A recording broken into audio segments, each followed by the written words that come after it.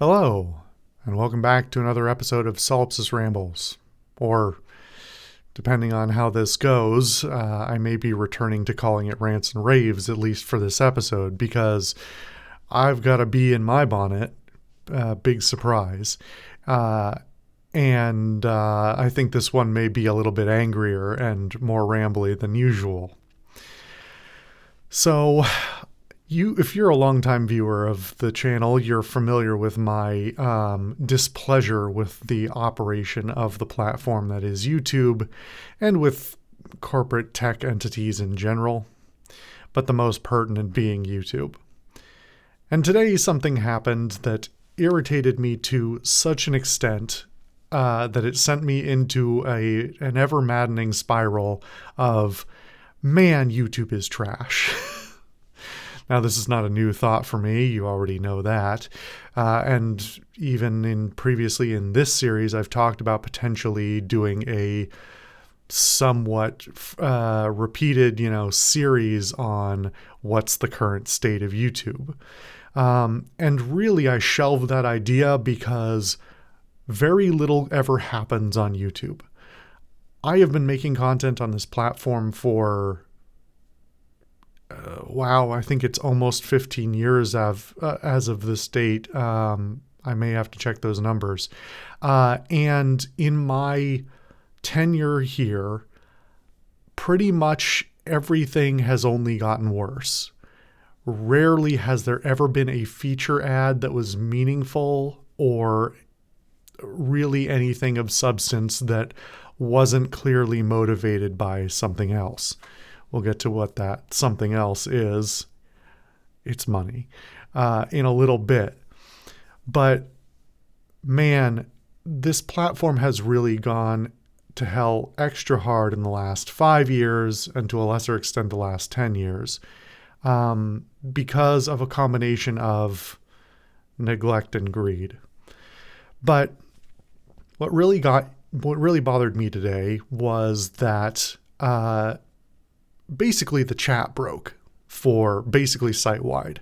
Live stream chatting was very intermittent. Most people could not chat, could chat barely at all, or could only chat like intermittently. I was getting about 1 out of 10 messages to actually go through, and that seemed to be pretty normal for the time period.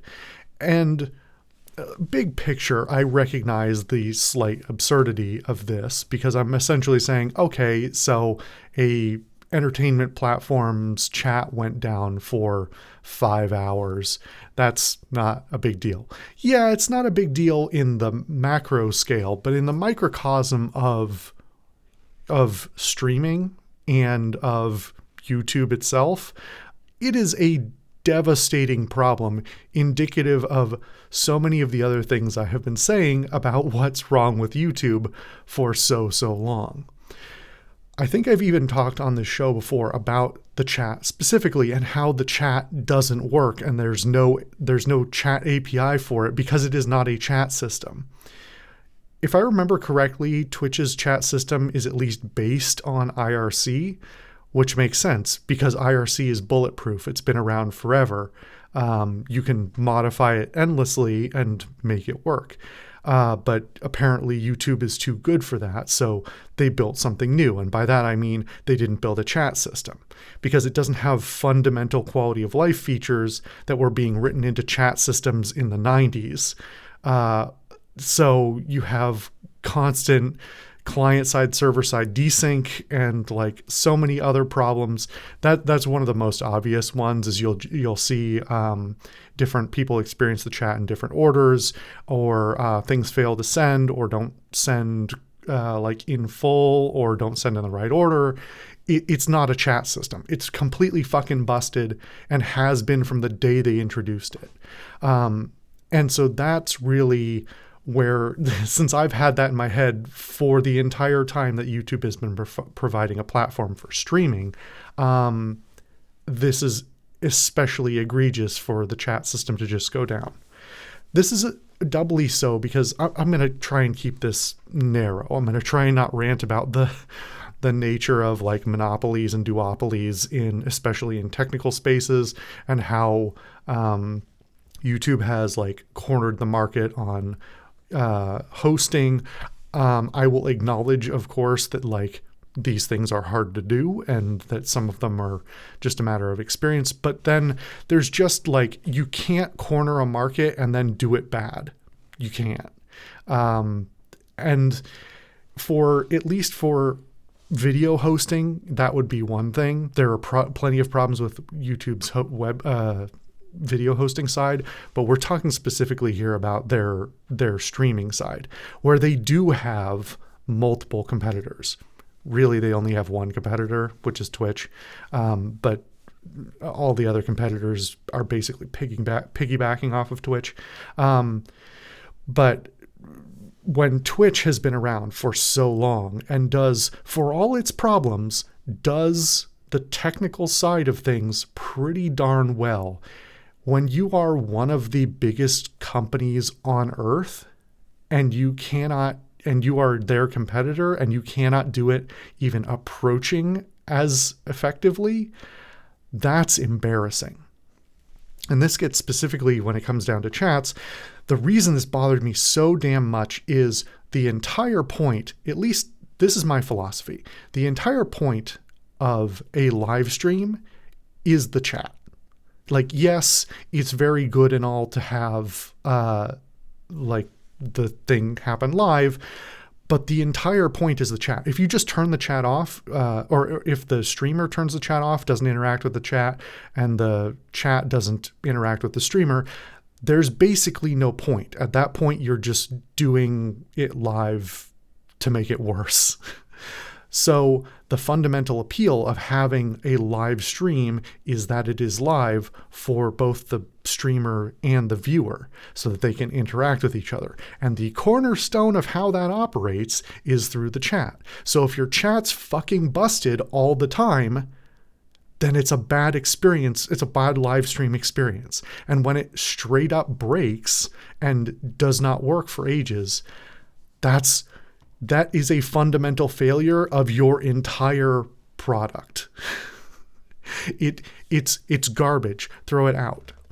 Now, again, I'm going to try not to digress too hard into this, but a big part of this is very clearly because of YouTube's delving into AI, of replacing code with AI written code that hasn't been vetted, hasn't been tested. They are not fixing any of the old problems, things that have been there 5, 10, 15 years, things I complained about in my early days of YouTube, and they still have not addressed, probably because nobody knows the code anymore. And that's not just because of the AI. I mean, spaghetti code is sort of a normal thing that happens with projects that get way out of scope. And there's a lot of technical ideas that go into like why that's really hard to unpack. But what you can't do is continue, especially when you run the premier service for a certain online service. You cannot just neglect that. And what you definitely can't do is put a bunch of AI code on top of it as if to hide it. Because what's been greatly apparent for a long time now is that they are only concerned with feeding you as much ads as possible and maximizing their profits. Now, that's not a surprise. That is just the nature of this current stage of capitalism that we all live in right now, is that extracting maximum value from minimum effort is the name of the game. And these entities are so big that nobody is there to either stop them legally or compete with them in the market. So they just do whatever the fuck they want. But when so many people come to your site, and I don't care the fact that it's free. The fact that people argue, oh, but it's free, you don't have a right. No. You don't. That doesn't matter. The fact that it's free or paid doesn't matter. In fact, it's doubly insulting because a lot of stuff on YouTube is paid these days. It is a way that people make money, and it is a thing that people pay into. YouTube has been trying to actively monetize its systems forever, and best I can tell, they're still losing tons of money, but a major source of their income these days is an enormous cut they take out of the creators who make stuff on their platform. A big part of that is, in fact, I'm pretty sure the majority of the income of that type is coming from live streamers. It's super chats that are being paid in chat, in their broken chat system, that they take a 30% cut of from the creators who they are sent to. So they take an enormous cut and provide a garbage service. Now, I won't digress too far into the Twitch versus YouTube experience. That's a whole subject of its own that other people have unpacked and have more knowledge about than me, but it is very bad. It is not good on either side, but it is pretty objectively worse if you are a YouTube only creator. And I'm just so frustrated by the nature of this product that is supposed to be made by one of the biggest companies in the world with some of the most income in the world, that can hire and does hire the most talented and highly paid technical people in the world. And they pump out trash. They don't fix anything. They don't add any meaningful features that users want or that creators want. They just, it looks like they're proving that they're doing something, rather than like the kind of thing they can say to shareholders, we check these boxes, rather than anything that, serves the product. And again, this is not a surprise of that much as a corporate entity in current year, but holy shit, is it frustrating as somebody who has to observe and fight these systems just to, do something else. Now, I've been trying to get back into live streaming. It's something I haven't done in a long time. And the last time I live streamed, YouTube didn't exist as a platform to live stream on. Now, because I am primarily a YouTube creator, I just thought, hey, why don't I keep all my stuff in one place? I thought that more likely than not, that despite the pitfalls of YouTube being a lesser product, that consolidating everything and not having to sort out, asset transfers between platforms and all that, I would probably go with YouTube. But I'd probably try both. And eventually, and at this point, as of today, I don't think I have any intention of even fucking trying to make it work on YouTube, because I'm not here for the money in the first place. But I just don't, I want to have a smooth experience that isn't busted all the time. I don't want to walk into my stream and have people unable to chat, or me unable to connect with them, or whatever. And I've had all these other problems with YouTube as well, both as a creator and as a viewer. Another bug came back for me like a week ago that I may or may not have talked about before. It's a bug I haven't seen in over a year, but for an entire day, when I was signed in to my account, every video I opened said not available. This had nothing to do with anything other than my account, which it didn't say, hey, your account's been flagged for something or something like that. But this is the same thing I went through when it happened ages ago. It's just whatever, somehow the system decided you don't get to watch any videos, or sorry, you don't get to load any videos for like 24 hours. Every once in a while, if you close everything, we'll let you open one video per hour. And that's like the gate. It's a hard gate. But if you just sign out, it's fine. So if the intention of that effort was, if there's some automated system that's trying to catch people doing who knows what, and it's trying to prevent them from spamming, or like, whatever they're doing, I assume they're trying to catch people who look like they have like network traffic or something like that. That seems unusual. But if all you have to do is sign out to fix it, then that's terrible. And it's the same as the piracy argument that we've been making for years, which is the only thing that the only people that DRM hurts are the people who buy things legitimately, because almost universally, there's a few very minor exceptions historically, almost universally, if you put out a piece of media with DRM, usually we're talking about games, the DRM gets broken, and then the pirates don't have to deal with it a few months after it comes out. Usually with the timeline, these things happen. And so the pirates never have to deal with it. But if there's ever a problem with the DRM, and there's always a problem with the DRM, then the people who have to deal with it are the people who paid legitimately. I'm not gonna say that. It's a horrendous situation. It's the same thing here, because back to my point about being paid. So I have memberships to certain channels on YouTube to try and support them, and they also, as some of their rewards, sometimes they do either membership streams or like membership uploads and things like that. And so if you can't watch anything while logged in, then you can't watch a live stream while logged in, because that's how you authenticate your membership.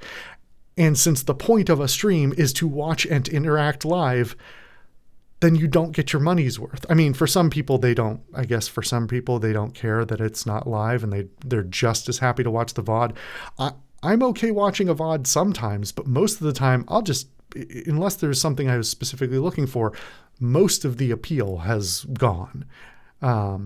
It's fine as an upload, but it's not, it's not the same thing.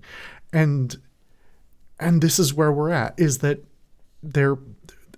people are paying into a platform that doesn't work, that takes a huge cut of the money being sent to the actual creators who are making the content for the platform. And then those creators have to deal with shit like this, where the whole system falls apart. And they get frustrated because they're like, is this a me problem? Is it a problem with my chat? Are my people getting banned, randomly filtered by YouTube chat, which happens all the time for some reason as well. Random messages just don't go through sometimes, whether or not it's a functionality problem or if it's an over-aggressive censoring problem, we don't know, because unlike Twitch, they don't actually have a proper log of everything that happens, and it's all opaque as to what's actually happening in the moderation. So for all we know, YouTube could be marking people as evil, and neither the creator or the user would ever know that was actually happening. But I'm digressing again. We get into these situations where, yes, we are all beholden to a platform that fundamentally we are paying for only in an indirect way. And there's a little bit of arrogance, yes, to the entitlement of why doesn't it work? But this entire system has been invited by this corporation that insists that everything is as it is and should work, and then it doesn't. So whether or not it's free, whatever it costs to any individual person is a moot point. And so I saw multiple creators during this period getting really frustrated and upset that they couldn't interact with their chats, that they didn't feel like, some of them just shut down their streams. They're like, I don't see any point in doing this, guys. I'm really sorry. There's no point in me running a stream if it's not a stream. And this is the nature of, not to ramble too long on capitalism, but this is this monopolistic, tech nightmare future that we live in now, that we don't have another. Well, in this case, thankfully, there is another place to go. Admittedly, you can't at the drop of a hat switch to Twitch unless you have that already set up as well. But holy cow, it's so embarrassing. There should be an embarrassment from a company that cares about its product, that their product just outright fails at one of the only things it's supposed to do right. But of course, the corporation is asleep at the wheel. They don't know or care what's actually happening. And so I was actually trying to correspond with YouTube support on the subject. I even got multiple responses from them. And this has happened to me before, as I've talked about other technical issues with the site before. And The answer is universal.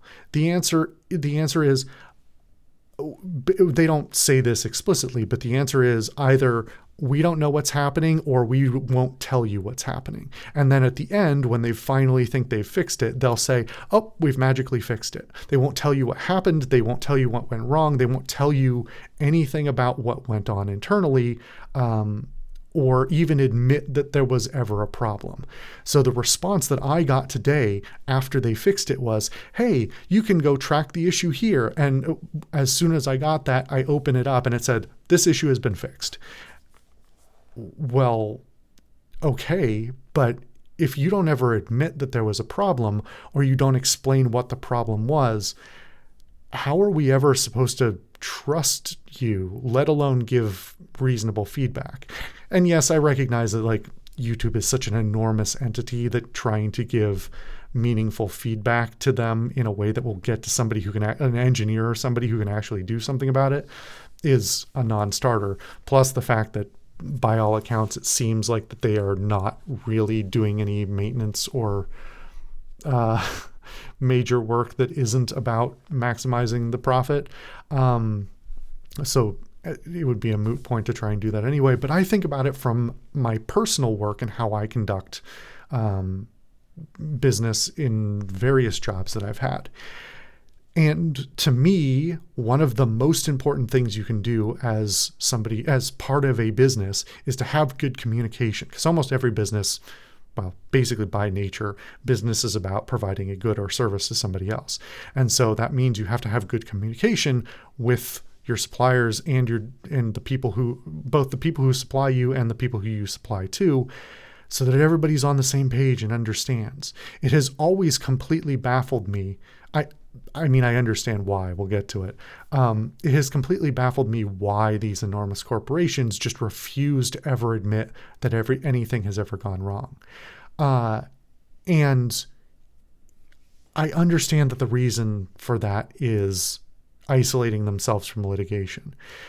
But for things like this is not, you cannot put up a wall so high that oops, part of our service broke for a few hours is something you're not allowed to say. Back in the day, way back, I think they still keep one, but they used to have a dashboard. Google used to have a dashboard for all of its services, and stuff would go down all the time. And everybody would just like look at, if you were in the know, you'd go, okay, here's the dashboard. These things are down right now. We'll just wait a few hours. It's not a big deal. It's not the end of the world. And now those dashboards still exist. They exist for Google. They exist for Microsoft, all these other things. They never go down, or they're never marked as down, because unless this is like a crisis on the level of like Microsoft had one like last year, I think, where a huge, like basically an entire bank of data centers, like I think it was the Azure West or something like that. It all became disconnected for some reason. Unless it's that level of severity, they never admit there's a problem. And that's so much more frustrating as a consumer or a customer, whether you're a streamer or a viewer, to go, I don't know what's going wrong. Is it me? Is my internet the problem? Is my computer the problem? Is this stream the problem? The complete lack of correspondence makes everyone involved angry. It makes everyone frustrated. It's bad PR. It's bad morale. It doesn't make people want to come back to your service, because presumably you still want people to come back to your service so that they can keep giving you money, right? And if you keep having these issues, that some people, at least, and crazy people like me, are going to remember your repeated fuck-ups over the years, and the fact that you never admitted anything was wrong, never apologized, never even compensated anyone, which is really what should happen in some of these cases. If you're not able to access paid content, that's a pretty big issue. But these entities are so big and bloated, and by all accounts don't even seem to know what's going on within them. Like the left hand isn't talking to the right hand type of deal. Like it's bizarre. It baffles me. It probably doesn't bother the average person nearly as much as it does me, but it drives me up the wall because it's bad service, it's bad business practice, it's just like a bad experience all around. And the only explanation I can give for that is that just the complete lack of competition and the complete lack of like any consequences of any kind, really, for them legally, financially, or in any or well, either directly, legally, or financially, or at being outcompeted or punished by government. It's just insane, the level of shit we have to deal with for basic stuff. And yeah, I get that this is a first world problem type of thing, but that doesn't make it not a problem. And okay, I'm not going to get on my soapbox about how the structures and economic systems that cause problems on YouTube chat are the exact same ones that cause hunger and war, because they are. But I'm not going to get into that because this video has gone on too long already, and I don't have a 2-hour rant in me tonight. I mean, I do, but it'll be bad for me. I'll stop here. YouTube is really, really bad. It is embarrassing how awful it has been, and it seems to only get worse day by day. Everybody who I interact with around YouTube, not YouTube itself, because they have isolated themselves in their high castle, everything around them has been bad and seems to be getting worse, and everyone's frustrated because there's never any fix, and there's never any explanation, there's never any admission, and there's never any repayment for problems. And man, this shit frustrates me. Just make a decent product and maintain it vaguely. How fucking hard is that? The bar is in hell, and you're limbo dancing with the devil. Fuck you. I've been the Social Solipsist. Thank you for watching another episode of This Is Going to Be at Rants and Raves. And I'll be down for something that's less angry next time.